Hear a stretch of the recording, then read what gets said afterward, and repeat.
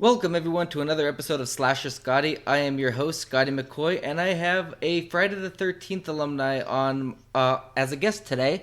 I have the director of Friday the 13th Part 6, Jason Lives, Tom McLoughlin on the phone. Hey Tom, how you doing? Doing great. How about you? I'm doing really good actually.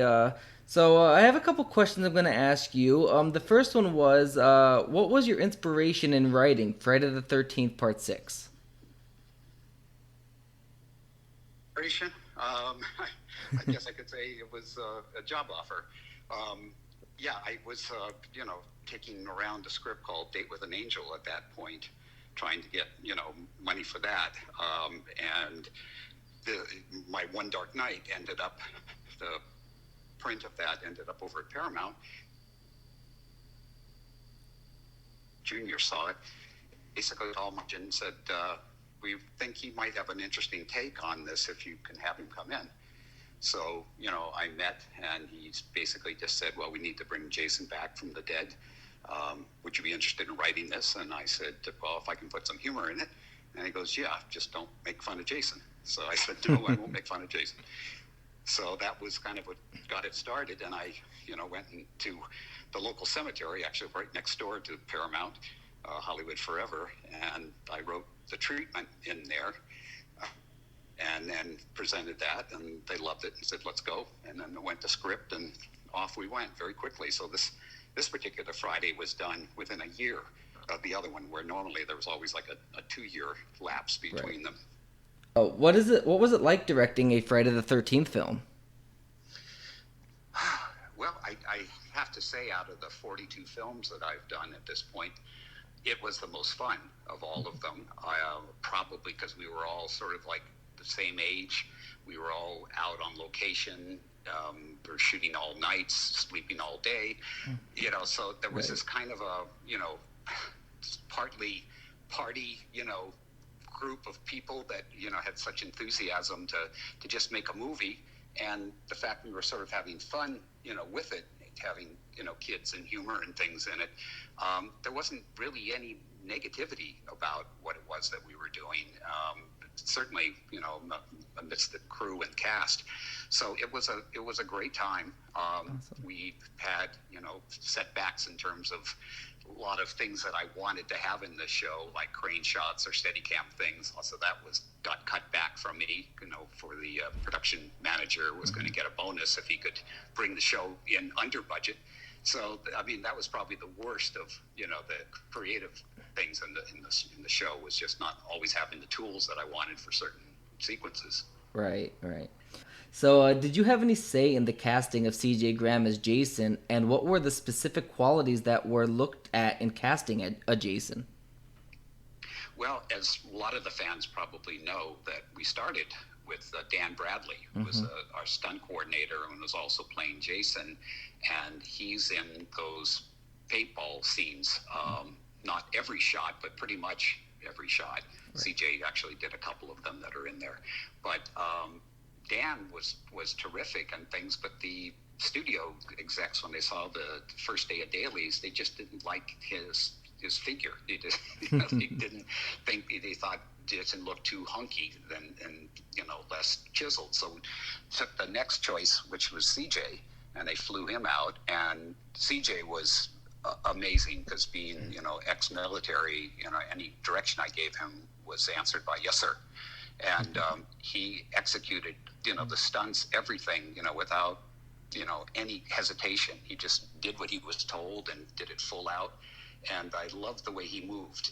We kind of established this somewhat, Terminator kind of stance and way of moving. And I sort of justified that because, he's brought back with a lightning bolt, so he's not going to just, lunk along like, somebody, a normal person, that there's going to be something a little bit souped up on him. Mm-hmm. So that all kind of, came together and worked. And I know, fans have different opinions who their favorite Jason is, and I can see that. There's a lot of great things that, every actor who's played that part has brought to it. And, CJ, a lot of people love him just because, again, the way he played him. Mm-hmm. Yeah, I remember I did interview CJ as well, and he mentioned about Was there something that you would have liked to include in Friday the 13th Part 6 that wasn't included, and if so, what was it? Jason's father. Nice. I had written in my original treatment, and it's in the book version of Jason Lives, that at the end of the movie, the caretaker is approached by this very strange man, almost Svengali-esque in his demeanor and things, and he's paying him to take care of the graves of his son and the mother. And I just thought that that was a very kind of cool thing to have in there that nobody had done either. And just keep it where you don't get to see him that much, but just enough to go, all right, yeah, I could believe that would be, Jason's father. Right. But that had to be cut out before we even shot it, because Frank felt that the audience was, kind of upset at the end of Friday's 5, because it hinted at the fact that Tommy Jarvis was going to be Jason, putting on the mask and things. And, he said, we're going through great pains to say Jason is back, and, he is the monster. And if you introduce this, character, this father at the end of the movie, there's going to be certain people that think, oh no, the next one's going to be about Jason's dad and not Jason. And he said, I just don't want to take that, Right. that risk. So, I said, okay, you didn't give me hardly any notes whatsoever on the script, and that was, to me, like, okay, I'll make that concession. Right. So, over the years, obviously, there's been all kinds of discussions about Jason's dad, and Friday the 13th, the game. I did some Pamela Voorhees tapes that are part of the game, and there's a discussion there about how Jason's father, raped her, and it had Right. nothing to do with Elias Voorhees, who was this other man, that was actually Jason's father, and try to keep the myth alive there. Right. So speaking of that, I also heard you wrote a new screenplay of Friday the 13th that you would like to pitch once this legal battle is done. Can you explain a little bit about the project and how you would like to implement it? Sure. Yeah, it literally took me 30-something years to write this script, because when I finished part 6, Frank said, would you be interested in doing part 7? And I said, I would, except I don't have any good ideas. I kind of put everything I could think of in this last one. I really would have to think about it, and then that's when it came up that, what about, Jason meets Freddy? And I said, well, yeah, that would be great. Can you get the rights? And they couldn't get the rights from New Line. So then I, half kiddingly suggested, Cheech and Chong meet Jason. And he said, no, we can't do that, which I still think would be a funny movie. But the idea of trying to come up with something fresh, kind of, I tried a bunch of different possibilities over the years. And then finally, I guess it was, God, at this point, maybe it's almost 2 years ago now, that I finally came up with something that I thought, would be really cool. Yeah, I guess it wasn't 2 years ago now.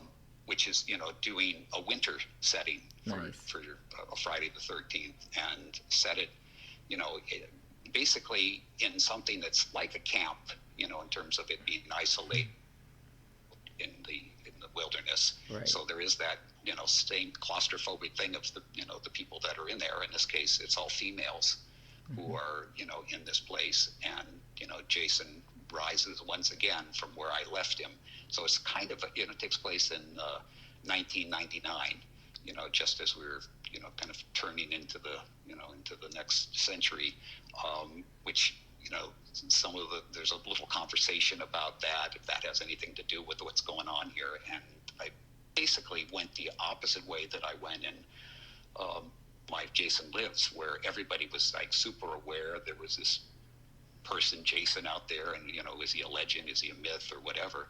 And this one, these girls have no idea about the legend. They've come in from another state, that they are completely innocent to this Right. whole thing. And obviously it's particularly scary, because you don't know what he is and why he's doing what he's doing. So, there's a number of, things that I put in this script that give it some new territory that has not been done before. And, from that standpoint, I was, very excited. I kept, as I read it back to myself, I thought, no, I'd love to see this movie, which is, to me, the main thing that when you write something is like, do you want to see the movie that this would be? So unfortunately, that the lawsuit, I thought when I finished the script was good, that basically, the thing had gone into an appeal, but it looked like maybe the appeal wasn't going to happen, and got the script to my lawyer, and he spoke to New Line and to Warner's, and they said, no, we can't even take a look at the script until the stuff resolves. It's just, it's no point. And then of course, the Sean, bucked, that whatever the deal was they were trying to make. So, this thing goes on, this suit goes on. So I don't know when it will be resolved. There's rumors that maybe by this summer. Who knows?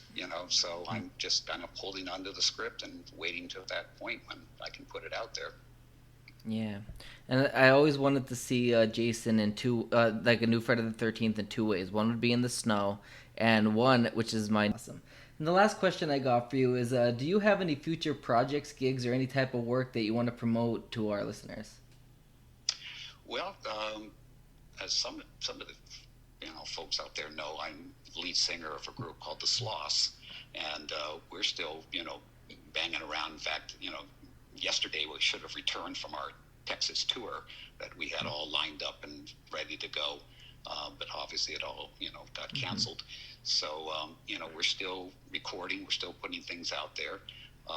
So if you look up thesloss.org, you can kind of see the other side of me, the rock and roller fantasy. So that's ongoing. And then I'm just kind of writing more horror scripts at the moment. I've got a couple of other ones that that I've been working on, trying to see if I can make it so that I want to see this movie too. And other than that, I teach out of Chapman University. I teach filmmaking courses there, directing and acting and producing and things. So that's another way to sort of stay connected to the next generation of filmmakers, which I love. I love when to see somebody coming up with something brand new, because it's like they haven't had to deal with all the years of kind of no, we need this, and they're just kind of free to just come out of their imaginations and whatever happens. So that's a real joy to me, is awesome. Being part of that process as well. Yeah, like I said, making my movie, it's actually called Samhain, and it's about a mental patient that escapes from the Skook Asylum. Skook is the county in Pennsylvania that we live in and film in. So it's where he escapes from the Skook Asylum after being locked up years before, and he comes after his daughter and his estranged wife to get revenge from having him locked up. And a group of video game nerds end up coming to the rescue of the daughter, and they actually think they're in this video game world, fighting this arch enemy or this villain, but they're closer to death than they actually realize. Wow, that sounds very cool. Thank you. It was very low budget. I mean, just like Friday the 13th, that's where I got my inspiration, because I don't have the money to make a big budget. I love you guys are doing that. I had a small part in the movie Vengeance, right. Friday the 13th Vengeance. Nice. And I just loved being on the set and watching just true fans right. doing everything they could to make that movie. And I've had people say, why don't you do your script as a fan-based thing? And I said, it's too expensive. Unfortunately, my ideas are much more like something you would need a studio or two studios to chime in on to be able to build the sets and do what needed to be done with what I come up with. So I just can't find a way to pare it down so it would work with those lower budgeted things. Yeah, there was a lot of stuff we actually had to cut as well, because it was out of our price range. We couldn't even afford it with our own paychecks, or we wouldn't be able to pay our bills. Yeah, it's the unfortunate part of filmmaking, but it's Well, I've always had this adage that when somebody says, what's your absolute favorite movie that you've done, I always say the next one. Yep. Because to me that's the you finish, you do it. It's like you learned a lot. You hope people loved it, or at least liked it, and you're trying to move on to the next thing. To challenge yourself again and Exactly. see where it goes. So it's, exactly. That's great. Thank you so much, Tom. Film. Thank you, and I really thank you for giving me your time to be on here. For all the listeners who want to see what Tom's up to, you can go onto his IMDb page. I'm sure that's updated, and you can go to the Sloths, and you can go just stay tuned on social media and find out what Tom is up to, because he has some great things in the works, and I really look forward to your next Friday the 13th. Hopefully that gets out soon. I hope so too. All right. Thank you so much, Scotty. Really enjoyed this. Thank you so much. I'm glad to have you. Okay. All right. Take care. Yep. You too. Bye.